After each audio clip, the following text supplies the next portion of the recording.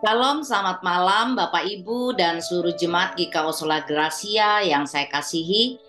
Malam hari ini sebelum kita beristirahat, mari kita dengarkan renungan malam yang diambil dari Kejadian 21 ayat 1 dan 2. Demikianlah firman Tuhan.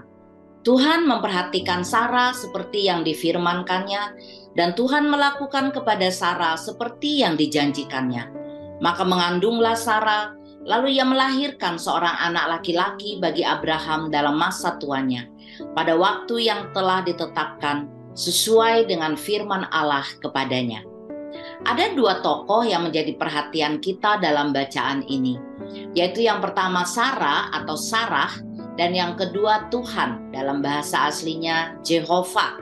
Sarah adalah istri Abraham yang cantik parasnya.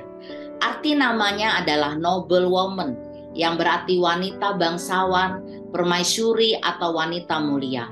Nama Sarah sebelumnya adalah Sarai, artinya ratu yang memiliki kekuasaan yang mendominasi. Dalam tradisi Alkitab, nama seseorang menggambarkan karakternya. Ketika Allah berjanji kepada Abraham bahwa ia akan membuat Abraham menjadi bangsa yang besar, keturunannya akan sebanyak bintang di langit dan seperti pasir di tepi laut, Sarai tidak langsung ikut mendengar janji itu. Tapi kita meyakini bahwa Sarai tahu tentang janji Tuhan itu dari Abraham suaminya. Namun sudah 10 tahun sejak janji itu disampaikan, Sarai belum hamil juga.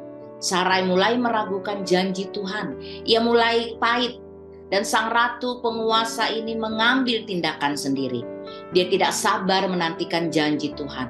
Dia berpikir bahwa seorang budak dari Mesir sanggup untuk menggenapi janji Tuhan. Dan jalan keluar yang ia ambil bukan mendatangkan damai sejahtera bagi keluarganya, tetapi justru menimbulkan huru-hara. Hagar memandang rendah Sarai. Sarai lalu menindas Hagar kabur dari rumah.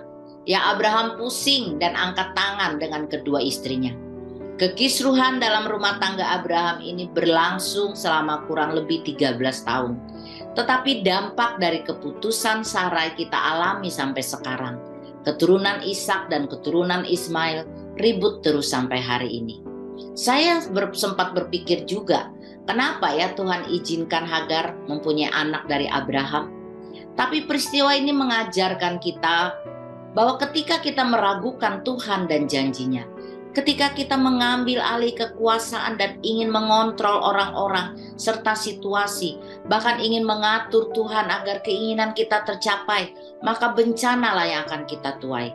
13 tahun kemudian, Allah kembali mengulang janjinya kepada Abraham, bahwa tahun depan ia akan memiliki anak kandung dari Sarai yang telah diganti namanya oleh Tuhan menjadi Sarah. Di sini secara spesifik Tuhan menyebut nama Sarah, namun Sarah pun tidak mendengar langsung janji itu. Kemudian Tuhan datang lagi untuk mengunjungi kemah Abraham, dan secara spesifik Tuhan bertanya, "Di mana Sarah istrimu?" "Sarah ada di dalam kemah," kata Abraham. Tuhan berfirman, "Sesungguhnya aku akan kembali tahun depan mendapatkan engkau. Pada waktu itulah Sarah istrimu akan mempunyai seorang anak laki-laki." Ketika mendengar perkataan itu, Sarah tertawa dalam hati. "Apakah mungkin aku bisa hamil? Aku sudah mati haid atau menopause dan suamiku sudah tua." Logika Sarah benar saja. Mengingat kondisinya, dia tidak akan mungkin bisa hamil lagi. Namun menanggapi keraguan Sarah akan janjinya, Tuhan tidak membatalkan janjinya. Justru dia semakin meneguhkan Sarah. Adakah sesuatu apapun yang mustahil untuk Tuhan? Dan Tuhan kembali mengulang janjinya. "Pada waktu yang telah ditetapkan itu, tahun depan, aku akan kembali mendapatkan engkau. Pada waktu itulah Sarah mempunyai seorang anak laki-laki." Dan Tuhan Jehovah, dia tidak hanya bisa berjanji, namun ia juga sanggup menggenapi janji-janjinya. Dalam bacaan kita, saya suka dengan kata kerja yang Tuhan kerjakan. Tuhan memperhatikan Sarah, dan Tuhan melakukan kepada Sarah seperti yang dijanjikannya, seperti yang difirmankannya. Tuhanlah yang berotoritas atas hidup Sarah. Melalui ayat ini kita mengenal Tuhan Allah itu sebagai seorang pribadi yang setia akan perkataan dan janji-janjinya. Sekalipun kita mungkin sudah kehilangan pengharapan seperti Sarah, karena sudah 25 tahun lamanya ia menanti. Sampai tidak ada lagi sesuatu dalam diri kita yang membuat kita dapat tetap berharap. Kekuatan kita habis, harta benda sudah tidak ada lagi. Bahkan tidak ada satu manusia pun yang kita anggap dapat menolong kita. Namun melalui firman-Nya hari ini, kita belajar untuk tetap percaya dan berpegang pada janji Tuhan. Karena Tuhan dan janji-janjinya adalah satu-satunya fakta yang tidak pernah berubah atau musnah di sepanjang sejarah manusia. Alkitab penuh dengan janji-janji Tuhan. Mari kita gali dan temukan janji-janji Tuhan dan klaim itu sebagai janji kepada kita pribadi, kepada keluarga kita, gereja, dan bangsa kita. Percayai dan pegang teguh janji-janjinya di tengah-tengah semua situasi dunia yang tidak pasti dan menakutkan ini.